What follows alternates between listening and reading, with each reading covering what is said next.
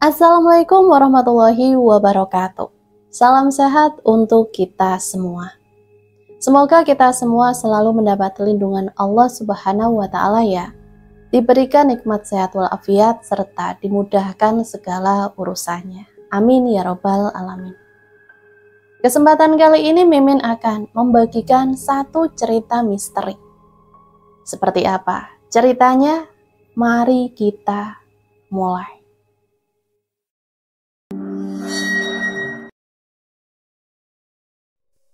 Malam itu, langit tampak seolah sedang menahan hujan.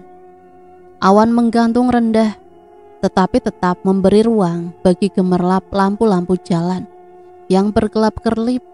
Jalanan ramai oleh anak muda yang sibuk menikmati akhir pekan. Dan di tengah keramaian itu, sebuah motor bebek tua melaju perlahan, membawa dua penumpang. Kiara duduk di jok belakang, memeluk pinggang Uta dengan lengan yang ragu-ragu. Helmnya kebesaran. Jaket Uta yang ia kenakan sedikit longgar di tubuh kecilnya, tapi wajahnya tampak bahagia. Gadis SMA kelas 2 itu tak bisa menyembunyikan senyum malu-malunya setiap kali Uta melirik ke belakang. "Udah lama pengen ke pasar malam bareng kamu," kata Kiara. Suaranya hampir tenggelam oleh deru kendaraan yang lewat. Uta tertawa kecil. "Masa baru kali ini?" katanya. "Pacaran sama mahasiswa tuh harus sering diajak jalan-jalan, biar gak bosan di rumah terus." Kiara hanya mengangguk. Ia percaya Uta berbeda. Cowok lain di sekolahannya hanya bisa mengirim pesan-pesan gombal lewat Instagram atau diam-diam menatap dari balik jendela kelas. Tapi Uta, seorang mahasiswa semester akhir, sudah membawanya ke dunia lain. Dunia orang dewasa yang terasa bebas dan berani. Pasar malam seperti lautan cahaya. Warna-warni lampu menggoda mata. Suara musik dangdut dari panggung kecil bersaut-sautan dengan jeritan anak-anak di wahana putar. Kiara menggenggam tangan Uta dengan kuat saat mereka naik biang lala.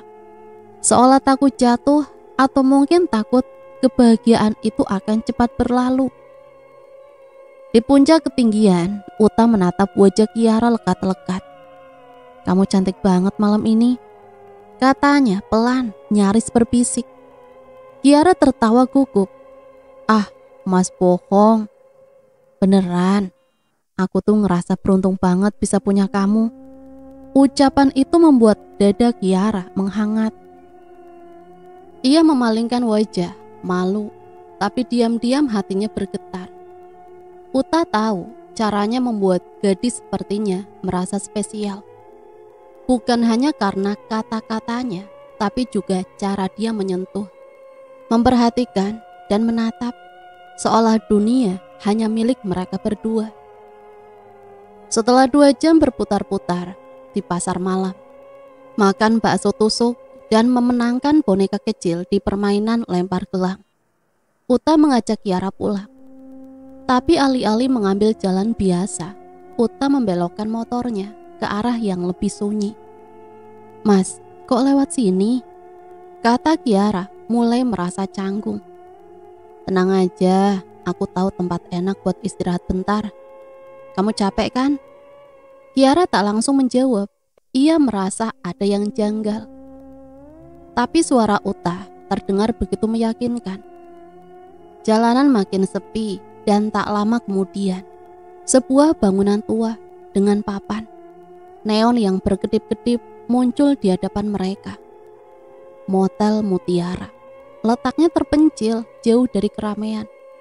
Bangunannya sederhana, tampak seperti tempat yang menyimpan banyak rahasia. Dan tidak butuh banyak tanya, Kiara menelan ludah. "Mas, kita ke sini." Uta mematikan mesin motor dan memandangnya sambil tersenyum. "Cuma sebentar, mau ngobrol aja. Tempatnya tenang." Kiara menatap gedung itu dengan ragu. Hatinya gelisah, tapi ia tak mau mengecewakan Uta. Ia turun dari motor, mengikuti langkah sang pacar menuju resepsionis yang tak banyak tanya. Hanya menerima uang dan menyerahkan kunci. Kamar itu kecil dan pengap, dengan lampu kuning pucat yang menggantung dari langit-langit. Tempat tidurnya sempit, hanya cukup untuk 2 orang berbaring berdempetan. Kiara berdiri di ambang pintu. Dia menatap sekeliling dengan rasa asing yang belum pernah ia kenal. "Duduk di sini," ajak Uta menepuk sisi ranjang. "Kaki kamu pasti pegal kan?" Dengan ragu Kiara duduk. Ia menunduk menggenggam ujung jaket Uta yang masih dipakainya. Bau kamar itu membuatnya mual. Bau sabun murah bercampur pengap dan sesuatu yang tak bisa ia jelaskan. Uta mendekat, tangannya menyentuh pipi Kiara, lembut namun pasti. "Kamu percaya sama aku kan?" Kiara mengangguk pelan. "Percaya." "Sayang sama aku?" Kiara kembali mengangguk, tapi matanya masih tak berani menatap langsung. Ia tahu kemana arah pembicaraan ini. Tapi ia berharap Uta hanya ingin dipeluk atau mungkin sekedar mencium keningnya. Namun Uta melanjutkan suara lembutnya, berubah menjadi tekanan yang dibungkus kemesraan. "Kalau kamu benar-benar sayang sama aku, harusnya kamu mau melakukan itu sama aku." Kiara terdiam, nafasnya tercekat. Itu terdengar seperti ujian, seperti syarat untuk mempertahankan cinta yang selama ini ia kira murni. "Aku belum siap, Mas," bisiknya.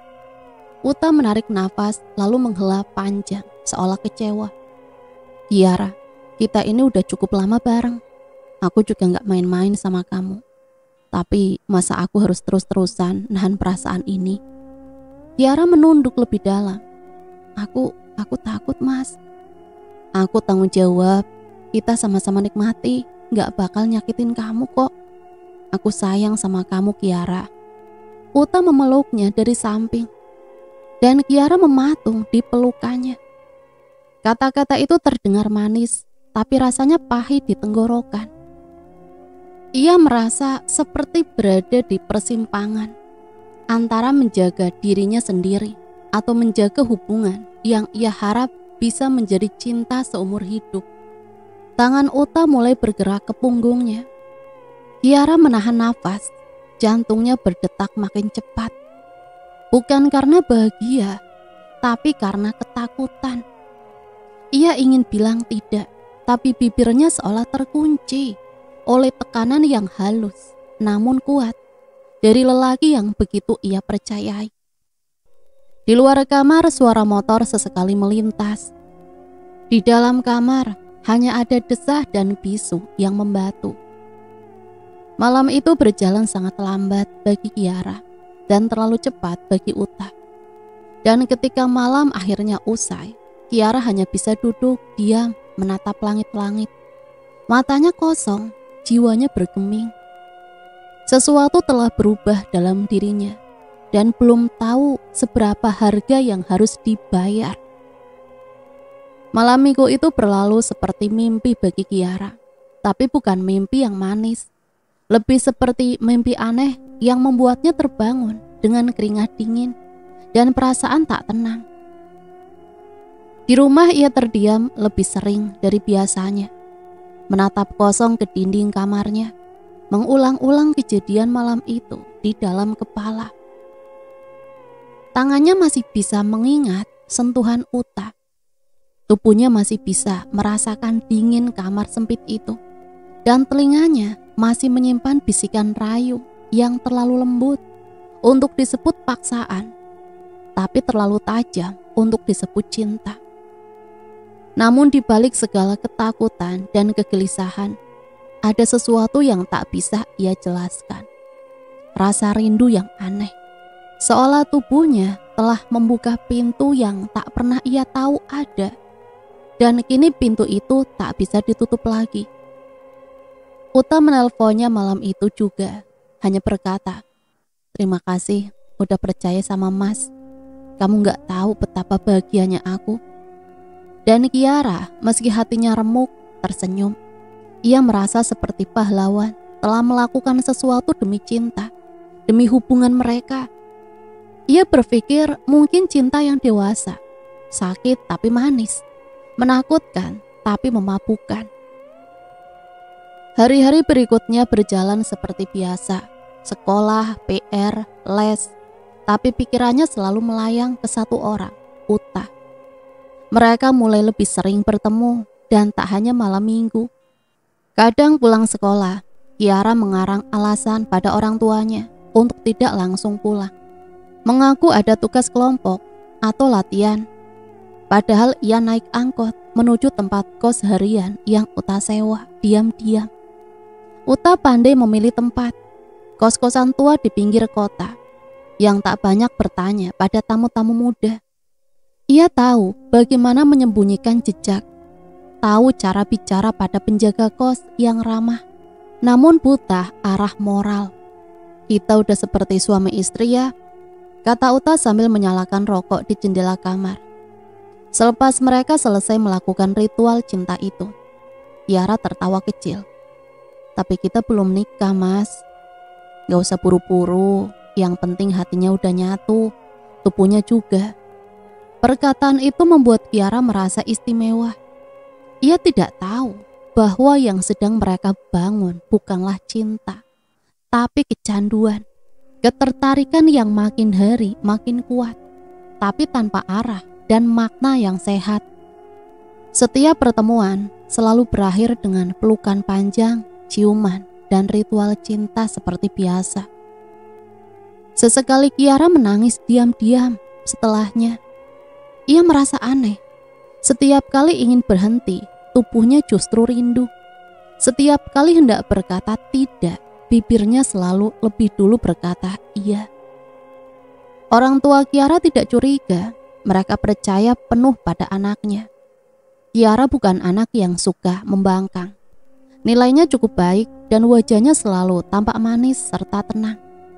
Mereka menganggap pacaran adalah hal biasa. Bukankah semua anak muda sekarang juga punya pacar? Mereka bahkan pernah melihat Uta mengantar Kiara pulang dan menganggap Uta sopan karena selalu mencium tangan ayahnya sebelum pergi. Cowok itu baik, kata ibu Kiara suatu malam. Beda dari anak-anak SMA zaman sekarang, dia lebih dewasa.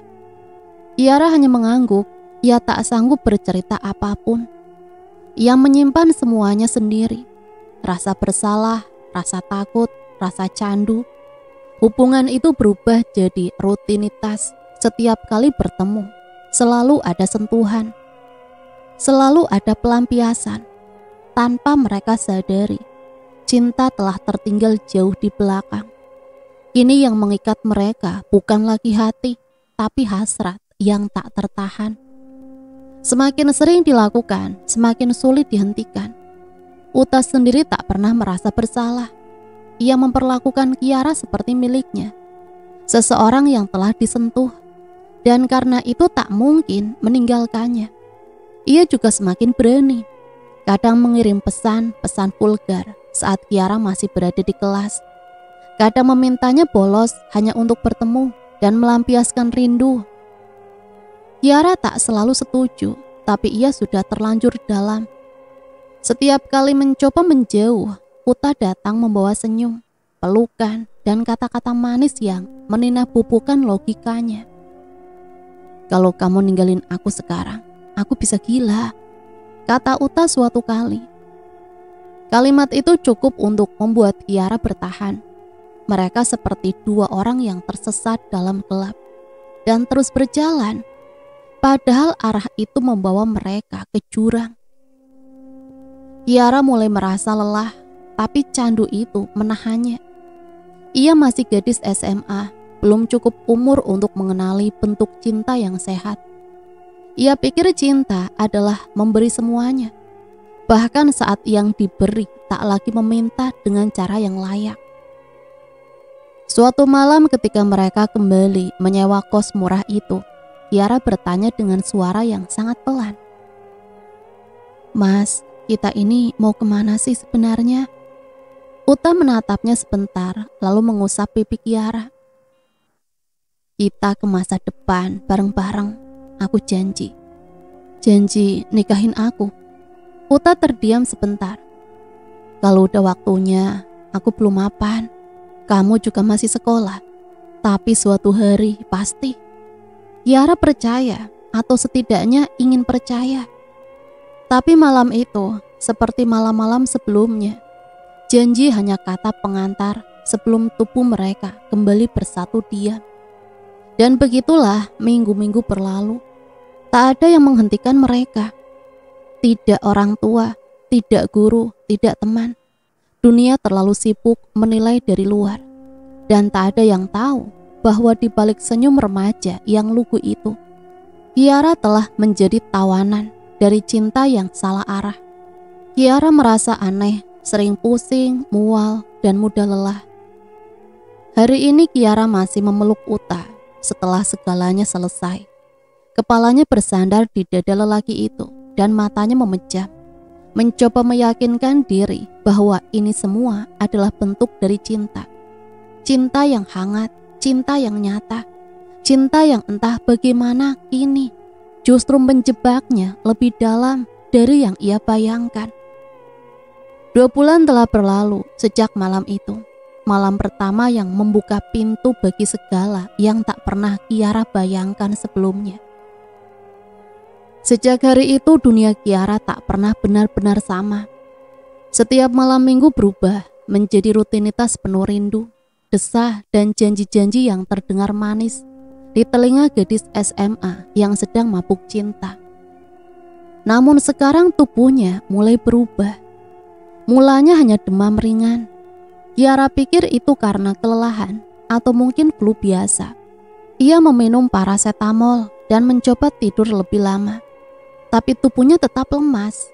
Dan yang paling aneh, rasa mual tiba-tiba datang tanpa aba-aba, terutama di pagi hari. Di sekolah Kiara jadi sering izin ke UKS. Ia merasa tubuhnya bukan lagi miliknya sendiri. Belum lagi telah datang bulan yang sudah berlangsung hampir 6 minggu. Tapi ia menolak panik, mencoba menenangkan diri dengan alasan-alasan klasik. Mungkin karena stres ujian, mungkin karena kecapean. Namun hari berganti dan Kiara tahu dirinya sedang berbohong. Suatu pagi demamnya semakin parah, kepalanya terasa berat, pandangannya berputar. Ia muntah di kamar mandi rumah. Tubuhnya gemetar dan ibunya segera melarangnya berangkat sekolah. Udah Ki, kamu istirahat di rumah aja dulu, nanti mama bikinin bubur, kata sang ibu mengusap dahi Kiara yang panas. Kiara hanya mengangguk, nafasnya pendek. Tapi yang membuat jantungnya berdetak lebih cepat bukanlah demamnya, melainkan firasat yang makin hari makin tak bisa diabaikan. Siangnya Uta menelpon, suaranya terdengar cemas. Kamu gak masuk sekolah, katanya sakit ya? Iya mas, demam. Tapi kayaknya bukan cuma itu. Kenapa? Tanya Uta, suaranya pelan. Kiara terdiam sejenak, lalu menjawab dengan suara bergetar. Aku telah datang bulan mas. Di ujung telepon, Uta ikut terdiam. Hening, beberapa detik yang terasa seperti jam bagi Kiara. Aku datang sekarang, kata Uta akhirnya. Sore harinya Uta datang ke rumah Kiara. Ia tak masuk ke dalam. Tak ingin terlalu banyak tanya dari orang tua Kiara. Ia hanya menunggu di depan pagar dengan motor kesayangannya. Kiara yang sudah mengenakan jaket dan masker pun keluar diam-diam, memberitahu ibunya bahwa ia ingin beli minuman. Setelah cukup jauh dari rumah, Uta menepi. Mereka duduk di pinggir taman kecil yang sepi, tepat di bawah pohon flamboyan yang daunnya mulai gugur. Mual? Tanya Uta. Kiara mengangguk, menahan rasa ingin muntah yang datang lagi. Kamu yakin belum datang bulan? Udah hampir 2 bulan mas. Suara Kiara makin lirih. Aku takut. Uta terlihat gelisah. Ia menatap jalanan yang sepi di hadapan. Uta menghindari pandangan Kiara. ia mengusap rambutnya yang mulai panjang, lalu menghembuskan nafas berat. Besok kita beli tes pack ya. Biar jelas dulu, jangan panik dulu. Kiara mengangguk meski dadanya seperti diremas dari dalam. Ia tak tahu harus berkata apa. Di matanya Uta masih laki-laki yang ia cintai. Tapi entah mengapa sore itu tatapan Uta tampak lebih jauh, lebih dingin. Esok paginya dengan tangan gemetar, Kiara berdiri di depan cermin kamar mandi. Di tangannya sebuah alat tes pack kehamilan, mungil berwarna putih, masih terbungkus plastik. Uta telah membelinya semalam dan memberikannya secara bersembunyi-sembunyi, berpesan agar ia mencobanya pagi-pagi saat hormon sedang tinggi. Kiara membuka bungkusannya perlahan, jantungnya berdebar lebih kencang dari biasanya. Ia membaca ulang petunjuk di kemasan, meski sudah membacanya 3 kali sejak tadi malam. Lalu dengan nafas yang nyaris tercekat, ia mulai melakukannya. Menunggu. Hasil tes adalah satu dari sekian banyak momen paling sunyi dalam hidupnya. Bahkan detak jarum jam terdengar keras di telinganya. Ia menunduk, menghitung detik, dan ketika ia mengangkat kembali alat itu, garis 2 tegas, jelas tanpa keraguan. Tangannya gemetar, matanya membelalak lalu berair. Enggak mungkin. Bisiknya pelan, tapi garis itu tetap di sana, seolah menatap balik dirinya dengan kejam. 2 garis merah muda yang tak bisa ia bantah, tak bisa ia hapus. Kiara terduduk di lantai kamar mandi. Tubuhnya lemas, kepalanya mendadak berat. Ia merasa dunia runtuh tanpa suara. Tiba-tiba semua malam yang mereka habiskan bersama terasa seperti kesalahan besar. Semua tawa, pelukan, ciuman, dan kata-kata manis berubah menjadi bom waktu yang akhirnya meledak hari ini. Dalam kebisuan, Kiara meraih ponsel dan mengirim pesan ke Uta. Mas, garis 2. Uta tidak langsung datang. Menit berganti, Kiara hanya menatap layar, berharap ada kalimat yang bisa membuatnya tenang, tapi tak ada. Akhirnya 15 menit kemudian balasan itu datang. Aku ke rumahmu siang ini. Kita ngomongin baik-baik ya. Kiara menggenggam ponsel itu erat, tapi perasaannya tak jadi tenang. Justru sebaliknya, ia mulai merasa betapa sedihnya ia sekarang. Ia menyentuh perutnya, belum ada tonjolan, belum ada bentuk, tapi tahu sesuatu sedang tumbuh di sana. Nyawa kecil, setengah dari dirinya, setengah dari Uta dan Kiara yang masih baru kelas 2 SMA. Sejak melihat garis 2 merah itu muncul di tes pack, Kiara tak lagi bisa tidur nyenyak. Malam-malamnya diwarnai kecemasan, tubuhnya yang lelah tak bisa beristirahat dengan tenang. Kadang ia termenung lama di depan cermin, menyentuh perutnya sendiri, seolah mencari jawaban atas semua kekacauan yang kini mengelilinginya. Pagi itu setelah memberanikan diri memberitahu Uta, mereka akhirnya bertemu diam-diam di taman belakang perpustakaan kota. Tempat itu sepi, dikelilingi pepohonan tinggi dan kursi-kursi kayu tua yang jarang dipakai. Kiara duduk memeluk tasnya erat, matanya sembab. Sementara Uta berdiri dengan 2 tangan masuk ke saku jaketnya. Jadi beneran. Suara Uta nyaris berbisik. Kiara hanya mengangguk pelan. Aku udah coba 2 kali, dua-duanya sama. Uta menarik nafas panjang, lalu membuangnya perlahan. Ia berjalan mondar-mandir sebentar, wajahnya tampak bingung dan kesal bersamaan. Kiara hanya bisa menunduk, menanti Uta mengatakan sesuatu yang bisa menenangkannya, atau setidaknya menunjukkan bahwa dia masih bisa diandalkan. Kita aborsi aja, ucap Uta. Tiba-tiba Kiara sontak menatapnya, matanya membelalak tak percaya. Mas, jangan ngomong kayak gitu. Suaranya gemetar. Aku takut. Uta mendekat, duduk di samping Kiara, menatapnya serius. Kamu pikir aku gak takut? Aku juga panik, Ki. Tapi kita masih muda, kamu masih sekolah, aku belum kerja. Kita gak bisa pelihara anak sekarang. Kiara menggigit bibir bawahnya.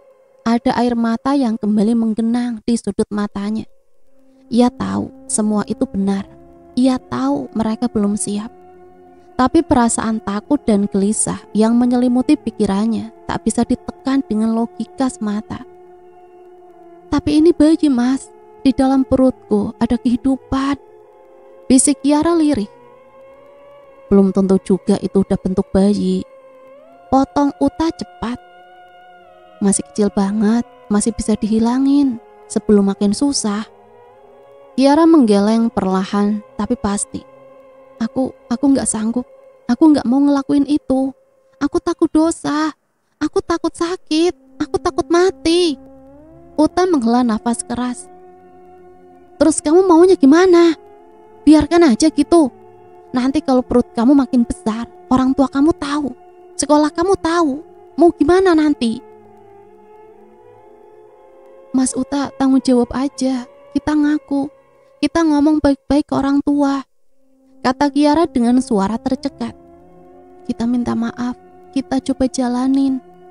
Uta tertawa miris. Tertawa yang membuat Kiara makin ingin menangis. Kamu pikir hidup segampang itu, Ki? Aku ini bukan anak orang kaya. Aku masih kuliah. Uang aja masih minta dari orang tua. Gimana aku bisa tanggung jawab kalau aku bahkan belum bisa urus diri sendiri? Kiara memalingkan wajah, matanya mulai panas. Jadi, Mas lebih pilih hilangin bayi ini daripada ngaku ke orang tua. Daripada hidup kita hancur semua. Iya, jawab Uta tanpa ragu. Kamu masih bisa sekolah, aku masih bisa lanjutin kuliah. Semua bisa balik kayak semula. Tapi kalau kamu melahirkan, semuanya berubah. Masa depan kita selesai. Kiara terdiam lama. Tangisannya tumpah tanpa bisa ditahan. Ia merasakan tubuhnya dingin. Mas gak sayang sama aku lagi ya? Bisiknya pelan. Uta terlihat tersentak, tapi ia cepat-cepat mengalihkan pandangannya.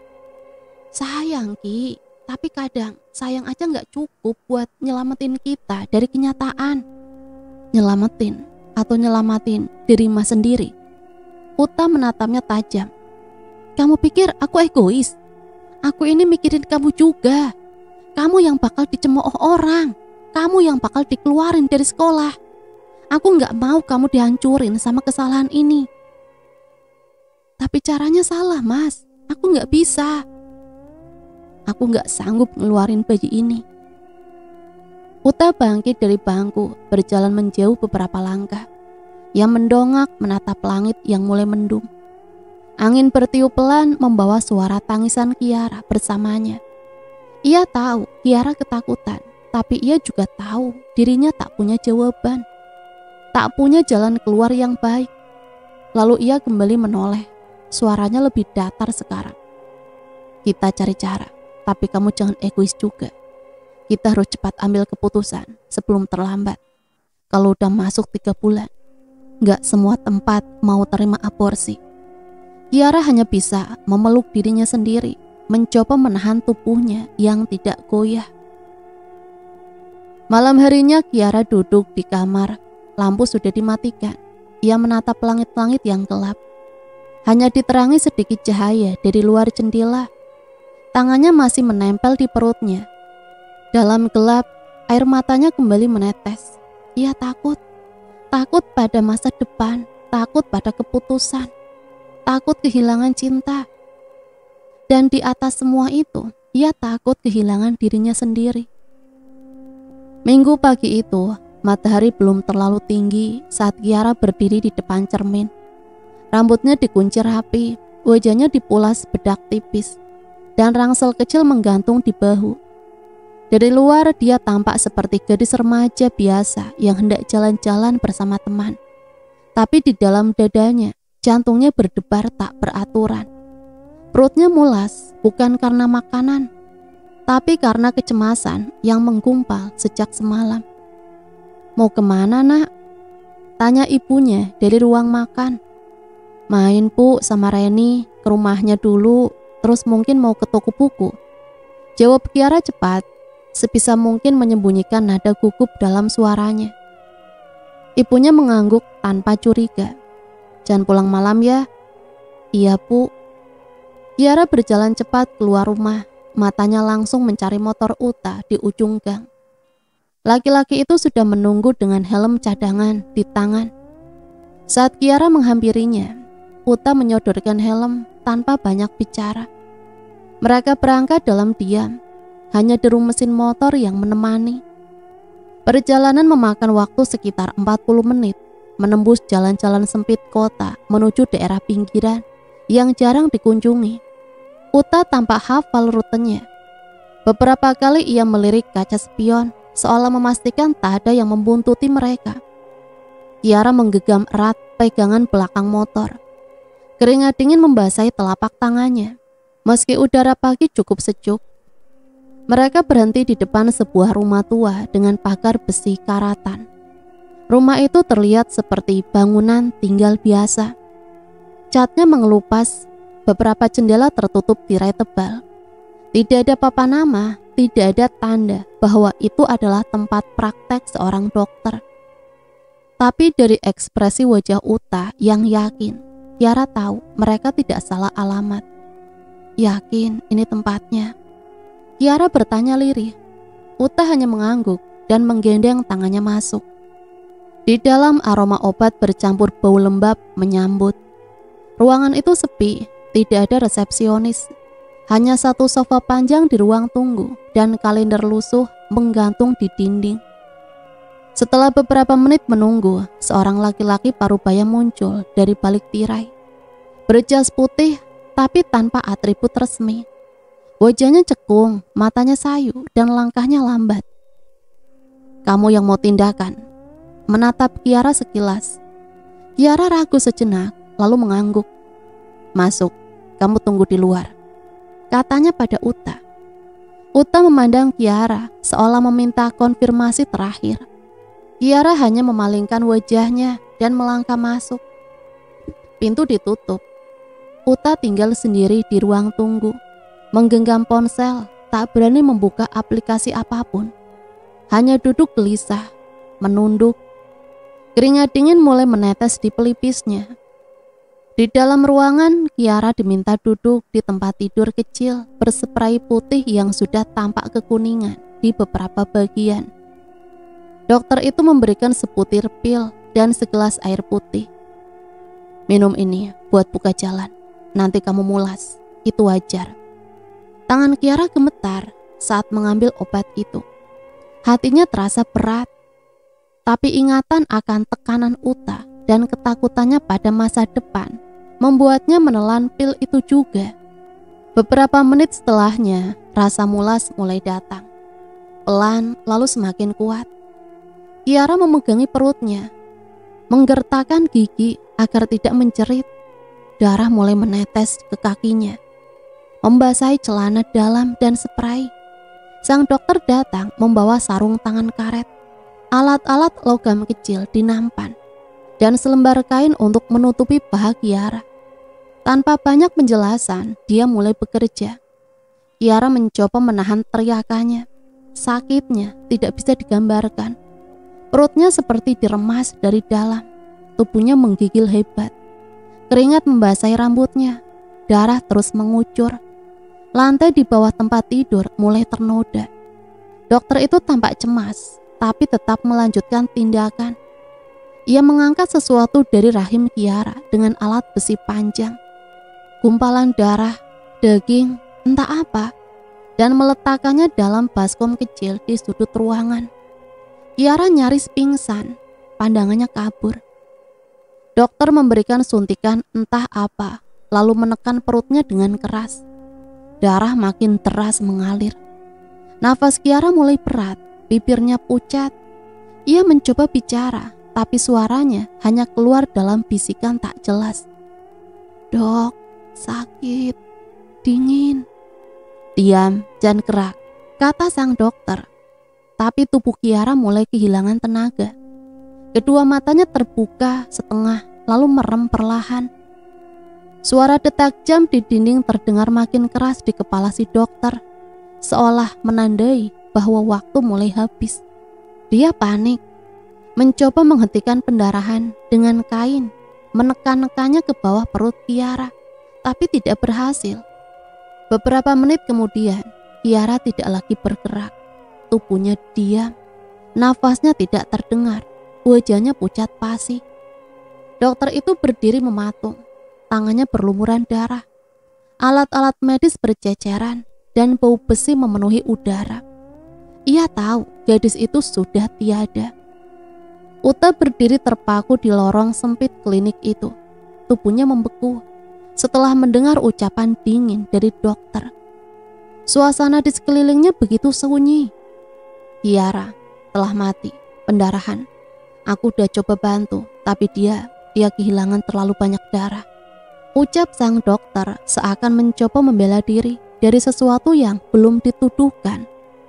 Uta menatap lelaki itu dengan pandangan kosong, lalu menoleh ke pintu ruang aborsi yang tertutup rapat.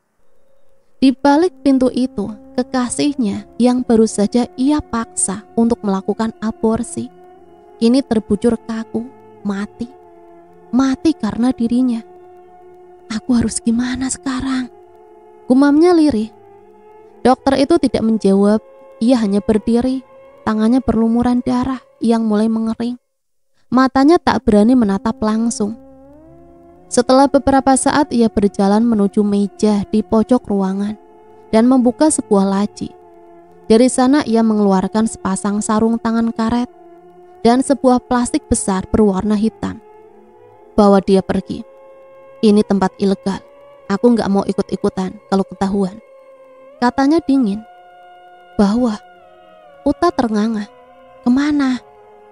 Di belakang sini ada rumah kosong. Udah gak dihuni sejak lama. Kamu bisa gali di sana. Nanti aku bantu keluarin tubuhnya dari sini. Tapi setelah itu, aku gak mau tahu apa-apa lagi. Kita gak pernah kenal. Uta menggertakkan giginya, matanya merah. Jantungnya berdegup kencang. Campuran antara panik, takut, dan rasa bersalah yang masih bertahan entah di mana. Tapi dalam benaknya, satu hal terus berulang. Kalau ketahuan, aku bisa masuk penjara. Hidupku hancur. Ia mengangguk kaku. Beberapa menit kemudian, tubuh Kiara sudah dibungkus plastik hitam. Diseret pelan-pelan melalui pintu belakang klinik yang langsung mengarah ke gang kecil. Dokter itu membantunya sebentar, lalu buru-buru menutup pintu, menghilang tanpa sepatah kata pun. Tinggallah Uta seorang diri, membawa tubuh kekasihnya seperti membawa kantong sampah besar. Tak jauh dari sana seperti yang dikatakan sang dokter, memang ada rumah tua yang sudah tak berpenghuni. Halamannya ditumbuhi ilalang, jendela-jendelanya pecah dan cat dindingnya mengelupas oleh usia. Rumah itu memancarkan aura sepi yang menakutkan. Tapi malam itu justru menjadi penyelamat bagi seorang pengecut seperti Uta. Dia membuka pintu belakang rumah itu yang entah bagaimana tidak terkunci. Di dalamnya gelap dan berdebu.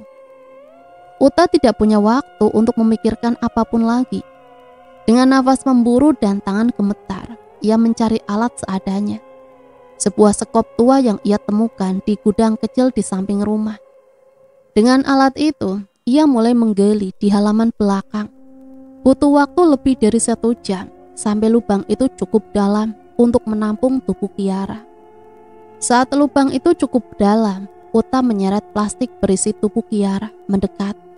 Ia menatapnya sejenak, hanya sejenak. Tidak ada doa, tidak ada permintaan maaf tulus, tidak ada pelukan perpisahan seperti dalam drama. Hanya sebuah pandangan yang kosong dan takut. Aku gak punya pilihan. Ia mendorong plastik itu masuk ke dalam lubang. Keringat membanjiri wajah dan tubuhnya bercampur dengan debu dan lumpur. Saat tanah terakhir jatuh menutupi plastik itu sepenuhnya, Uta duduk di atasnya, nafasnya berat, tubuhnya lelah. dan pikirannya kacau. Dia tidak tahu harus merasa apa, sedih, takut, menyesal, tapi tidak ada air mata, tidak satupun. Ia bangkit pelan lalu kembali ke dalam rumah kosong, mencuci tangan dan wajahnya dengan air keruh dari ember tua. Setelah itu ia menyekat tubuhnya sebisa mungkin, mengenakan jaket dan meninggalkan rumah itu tanpa menoleh lagi. Dalam perjalanan pulang, Uta berkendara dengan kecepatan sedang. Jalanan malam terasa lenggang, hanya sesekali mobil melintas. Angin malam menyapu wajahnya, dingin tapi tidak cukup untuk membuatnya merasa segar. Saat lampu merah menyala, ia berhenti. Di kaca spion, ia melihat bayangan seorang perempuan duduk di jok belakang motornya. Rambutnya panjang, tubuhnya membungkuk, tapi ketika ia menoleh cepat, kursi itu kosong. Ia mengedipkan mata berkali-kali. Cuma capek, cuma capek. Sesamanya di kos, ketika ia membuka pintu, kamarnya yang gelap. Aroma samar darah dan alkohol menyeruak. Ia langsung menyalakan lampu, mencari-cari sumber bau itu. Tapi kamarnya bersih, rapi, seperti biasa. Ia terduduk di ranjang, memegang kepala. Udah, semua udah selesai. Selesai. Ucapnya pada diri sendiri. Seakan mantra itu bisa meredam suara Kiara yang mulai muncul di benaknya. Suara lembut gadis yang dulu memanggilnya Mas Uta dengan senyum malu-malu. Tapi malam itu tak ada senyum yang tersisa. Yang ada hanya keheningan panjang dan rasa bersalah yang masih bersembunyi di sudut pikirannya, belum muncul sepenuhnya. Ibu Kiara, Bu Rini, menatap pintu kamar putrinya yang masih tertutup rapat. Biasanya pagi-pagi seperti ini, Kiara sudah mandi dan bersiap ke sekolah, atau minimal bersuara dari dalam kamar, bersenandung, berbicara lewat ponsel, atau menyalakan musik pelan. Tapi pagi ini hening. Dengan rasa cemas yang perlahan merambat ke dadanya, Bu Rini mengetuk pintu kamar anak gadisnya. Kiara, Nak, kamu gak sekolah hari ini? Panggilnya lembut. Tak ada jawaban. Bu Rini mengetuk sekali lagi, lalu mendorong pintunya perlahan. Kosong. Tempat itu rapi, seperti belum disentuh semalaman. Di meja belajar masih ada buku pelajaran terbuka dan segelas air setengah penuh. Tapi tidak ada tanda-tanda keberadaan Kiara. Panik semua merayapi wajahnya. Pak Hadi, ayah Kiara datang menyusul sambil mengancingkan ke meja kantornya. Kenapa, Rin? Kiara gak ada di kamar. Dia juga gak bilang mau kemana. Mereka saling berpandangan. Awalnya mereka mencoba berpikir positif. Mungkin Kiara memang pergi lebih pagi. Mungkin dia pergi belajar kelompok atau mendadak ingin mengerjakan tugas di rumah temannya. Tapi saat ditelepon, nomor ponselnya tidak aktif. Tidak seperti biasanya. Hari itu Bu Rini tidak jadi ke pasar. Pak Hadi bahkan membatalkan jadwal kantornya. Mereka mulai menghubungi teman-teman Kiara satu persatu. Dari sahabat dekatnya, teman sekolahnya, bahkan wali kelas, semuanya menjawab sama.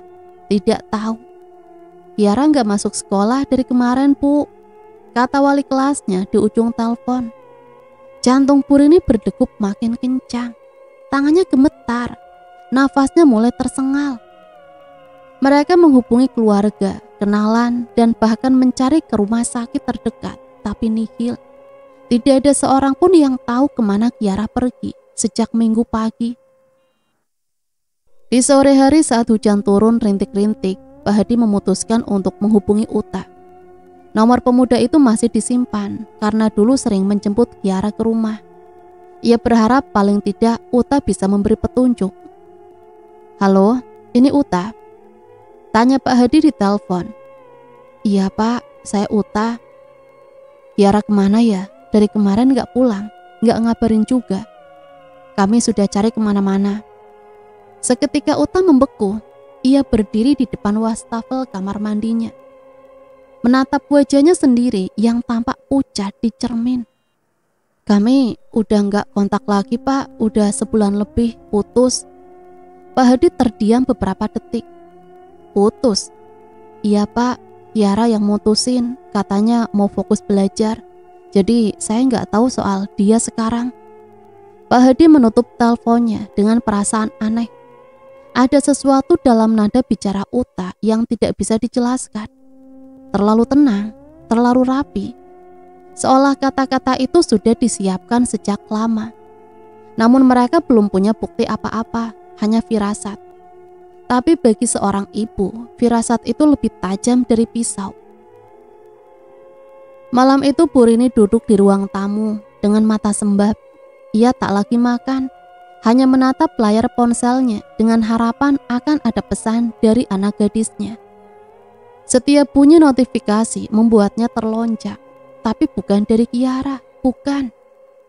Akhirnya setelah 2 hari tanpa kabar dan tanpa jejak, mereka pergi ke kantor polisi untuk melapor. Wajah Kiara difotokopi dan mulai disebar dalam daftar orang hilang. Informasi itu mulai tersebar ke rumah sakit, terminal, stasiun, bahkan disiarkan di grup media sosial komunitas warga. Wajah Kiara yang biasanya ceria kini menjadi foto sunyi yang terpajang dengan judul "Dicari Anak Perempuan Hilang". Bu Rini tidak berhenti menangis setiap malam. Ia merasa telah gagal menjaga anak satu-satunya. Di kamarnya ia menatap baju-baju Kiara yang masih tergantung rapi. Boneka-boneka yang dulu sering dipeluk Kiara sebelum tidur, dan buku harian yang kini ia buka diam-diam. Di sana ada tulisan-tulisan ringan tentang sekolah, tentang mimpi, dan tentang cinta. Satu nama yang terus muncul, Uta. Pak Hadi mulai mencurigai Uta lebih dalam. Ia mendatangi kos Uta diam-diam, tapi hanya mendapati seorang penghuni lain yang mengatakan bahwa Uta belakangan ini jarang terlihat. Dia sering pergi pagi, pulang larut malam. Terus mendadak belakangan 2 hari ini nggak kelihatan sama sekali. Kalau boleh tahu, kamu tahu dia punya masalah apa enggak? Orang itu menggeleng. Tapi saya pernah dengar dia nangis tengah malam. Ceritanya kayak orang mimpi buruk. Tapi saya pikir cuma mimpi biasa.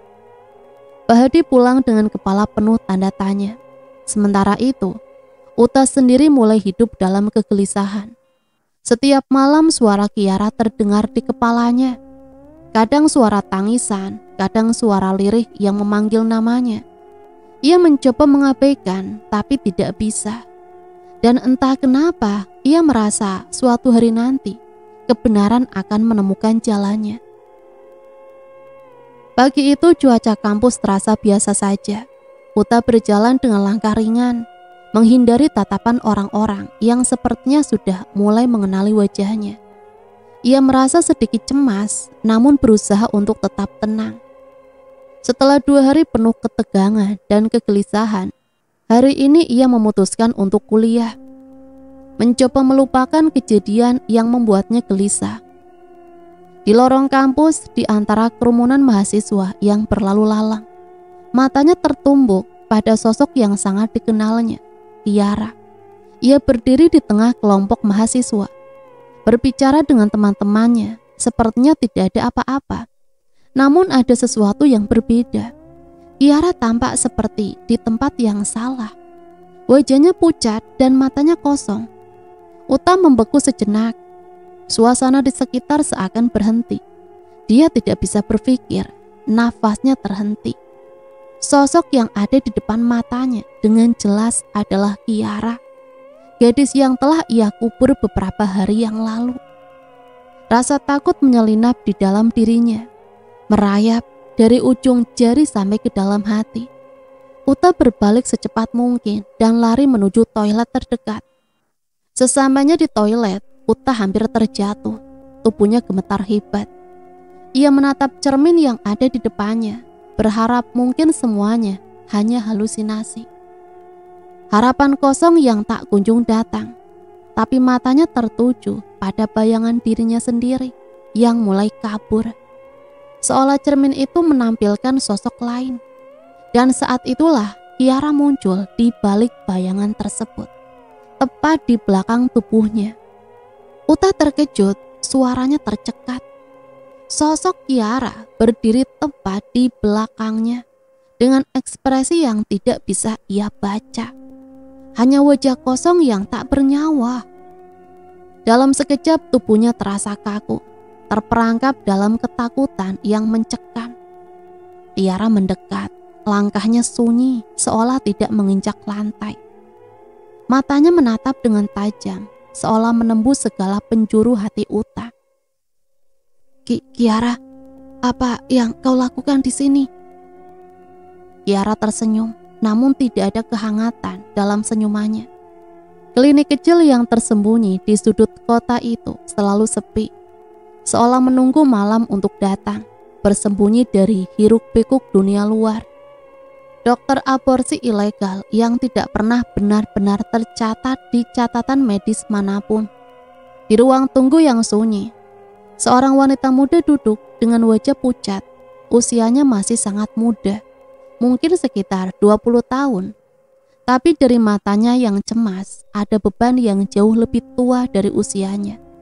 Tubuhnya gemetar, tangan yang memegang tas kecil di pangkuannya bergetar, dan keringat dingin menetes di pelipisnya. Sesekali ia memandang ke arah pintu klinik, menunggu seseorang. Namun dalam hatinya hanya ada satu perasaan, ketakutan. Wanita itu namanya Lia. Tahu betul bahwa keputusan yang diambil ini adalah keputusan yang sulit. Namun ia merasa tidak ada jalan lain. Kehamilan yang tidak diinginkan dan seorang kekasih yang sama sekali tidak siap bertanggung jawab. Uang tidak cukup dan pilihan lain tampaknya terlalu berat. Aborsi menjadi jalan yang ia pilih, meskipun hatinya hancur memikirkan akibatnya. Dokter, seorang pria parubaya yang memiliki wajah lelah dan tatapan tajam, keluar dari ruang praktek dengan senyuman yang canggung. Ia menyuruh Lia untuk masuk. Duduk Nona, kita akan segera mulai. Jangan khawatir, semuanya akan baik-baik saja. Suaranya datar dan tenang. Tiba-tiba sebuah angin dingin menerpa wajahnya, dan tiba-tiba pintu ruangan yang semula tertutup rapat terbuka dengan sendirinya. Semua lampu di ruangan itu menyala dengan terang, dan di antara bayangan-bayangan itu muncul sosok yang sangat familiar. Wajah itu pucat, kosong, dan begitu menakutkan. Kiara? Matanya terbelalak seakan melihat hantu dari masa lalu yang telah lama ia coba lupakan. Sosok Kiara, meskipun tidak sepenuhnya nyata, tampak begitu dekat seperti bayangan yang keluar dari kegelapan. Dokter yang berdiri di belakangnya langsung terlonjak mundur. Wajahnya berubah pucat seketika, matanya terbeliak ketakutan. Ada apa ini? Apa yang terjadi? Katanya, suaranya hampir serak. Lia yang kini juga terperangah melihat Kiara merasa tubuhnya kaku.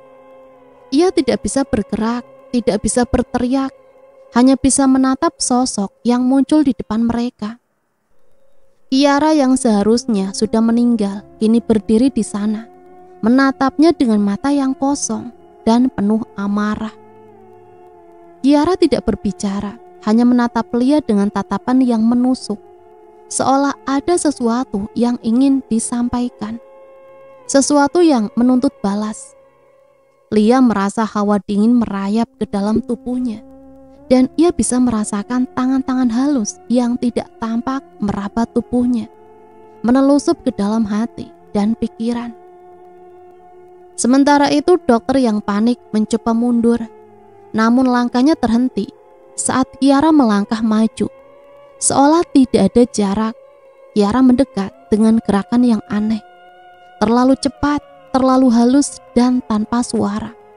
Matanya menatap dokter itu dengan penuh kebencian. Jangan mendekat. Namun kata-katanya terhenti begitu saja. Tanpa disadari, tubuhnya mulai kaku, dan seluruh ruangan terasa semakin dingin. Ia terhuyung mundur, mencoba menjauh dari Kiara, tetapi seolah ada kekuatan yang menahannya. Kiara mengangkat tangannya, dan dalam sekejap dokter itu terjatuh.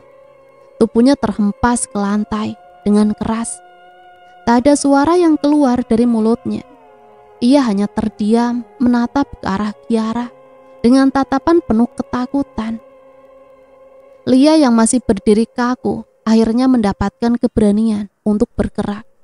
Namun langkahnya tidak lagi menuju pintu keluar. Sebuah kekuatan yang aneh menariknya ke depan, ke arah Kiara, yang kini tampak lebih menakutkan, lebih menuntut. Hanya ada satu kata yang meluncur dari bibir Kiara yang terdengar seperti bisikan angin. Dosa. Lia merasa tubuhnya tersentak, seperti ada sesuatu yang merasuk ke dalam dirinya, menguasai pikirannya. Kiara mendekat dan tanpa kata, sosok Kiara yang hantu itu merasuki tubuhnya. Dalam sekejap Lia merasa tubuhnya bukan lagi miliknya. Kiara dengan kekuatan yang tidak tampak mengendalikan setiap gerakan tubuhnya. Tubuh Lia yang awalnya takut dan ragu kini berubah. Tanpa sadar ia menarik tangan kekasihnya yang terkejut dan bingung. "Kita pergi," kata Lia dengan suara yang tidak sepenuhnya miliknya. Suara yang terdengar lebih dalam, lebih berenergi. Ia menarik kekasihnya keluar dari klinik yang sudah berubah menjadi tempat yang penuh kengerian. Kekasih Lia yang tampaknya bingung dan cemas mengikuti.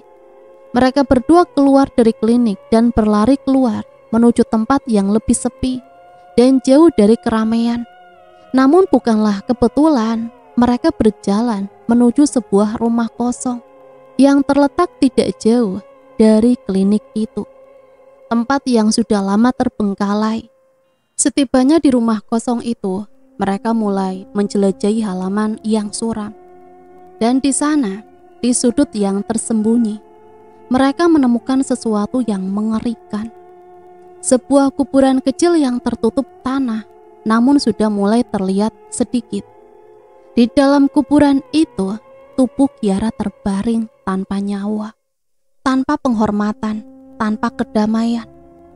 Kekasih Lia yang panik segera menarik ponselnya dan menelpon polisi.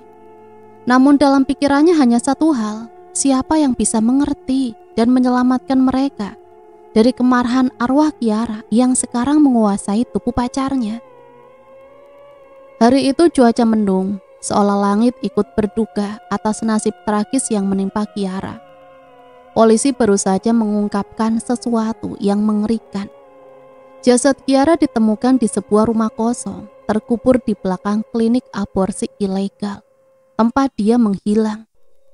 Kabar ini sampai ke telinga kedua orang tua Kiara yang telah lama merasakan kegelisahan yang mendalam karena hilangnya anak mereka. Rasa kehilangan itu semakin menggerogoti hati mereka, dan mereka mulai merasa ada sesuatu yang sangat salah. Ayah Kiara menatap kosong keluar jendela rumahnya. Wajahnya yang keras kini dipenuhi garis-garis kelelahan dan kesedihan yang tak terbendung. Dia sudah mencari ke seluruh penjuru kota, bertanya kepada teman-teman Kiara, dan bahkan melapor ke pihak polisi. Tapi hasilnya nihil. Kiara tidak kunjung ditemukan. Ketika kabar tentang penemuan jenazah anaknya sampai ke telinga mereka, hati mereka hancur berkeping-keping. Mereka tidak bisa membayangkan apa yang terjadi pada Kiara. Tetapi mereka tahu bahwa kepergiannya tidak mungkin wajar. Ibu Kiara tidak bisa menahan tangisannya. Sejak Kiara menghilang, ia merasa ada sesuatu yang sangat keliru.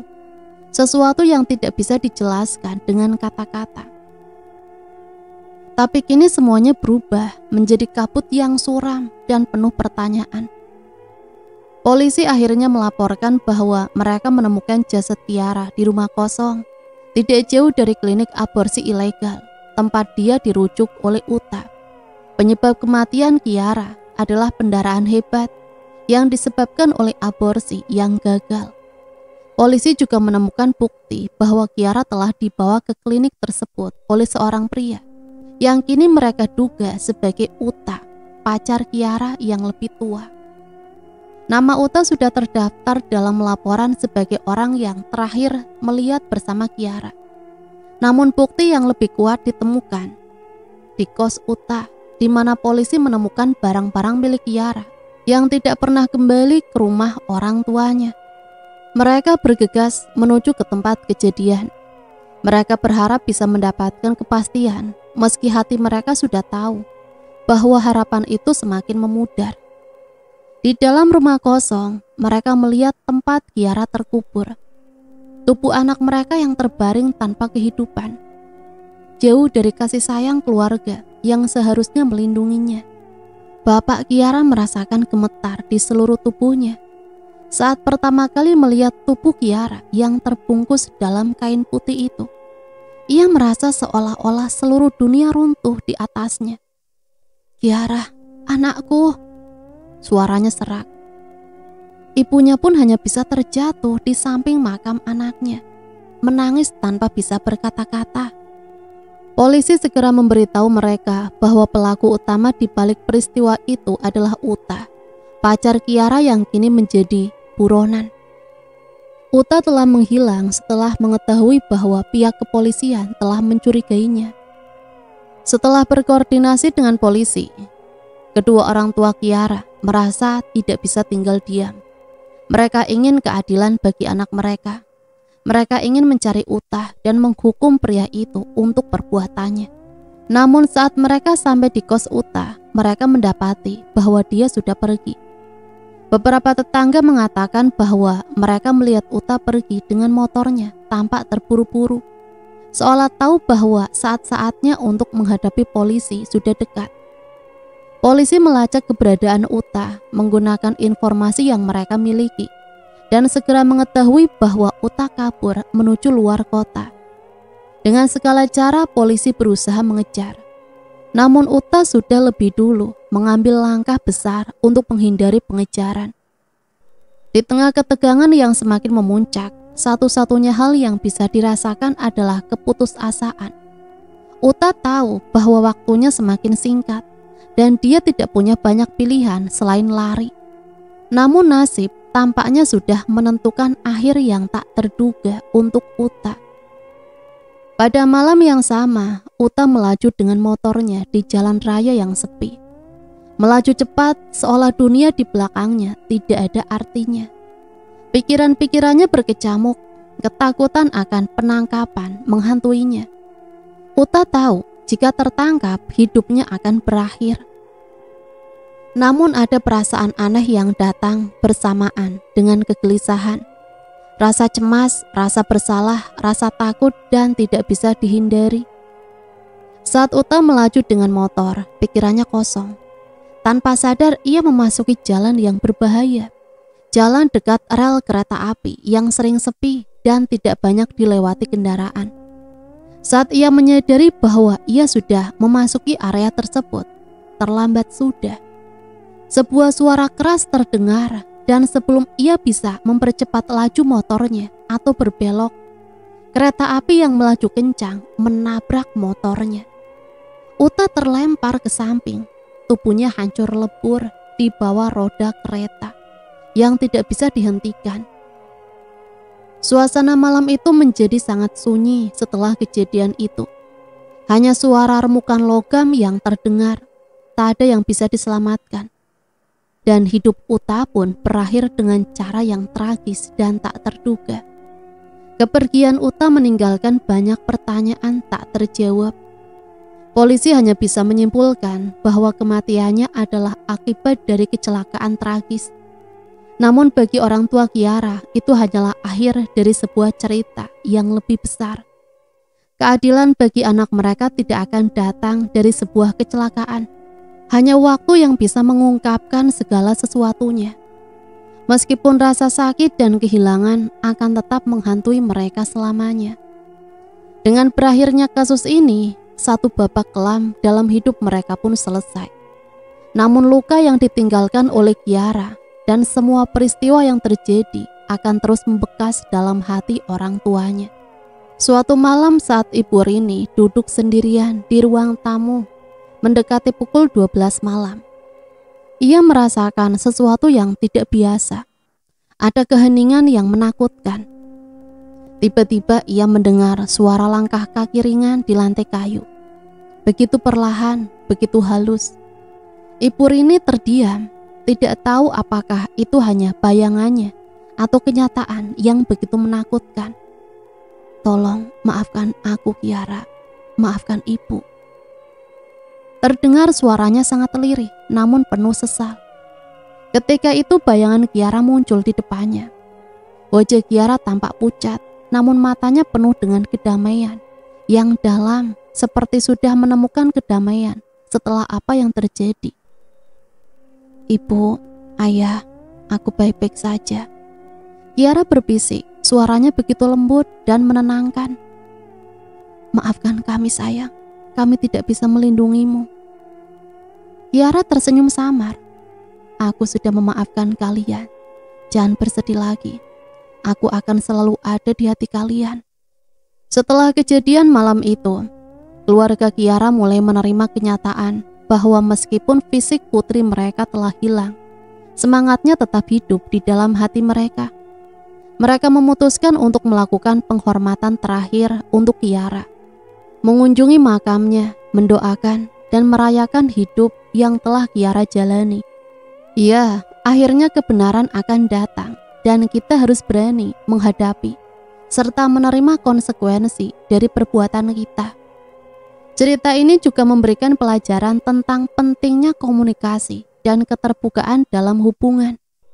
Ketidakjujuran dan penghindaran tanggung jawab bisa menghancurkan banyak hal, dan dalam beberapa kasus bisa berakhir dengan kehilangan yang tak tergantikan.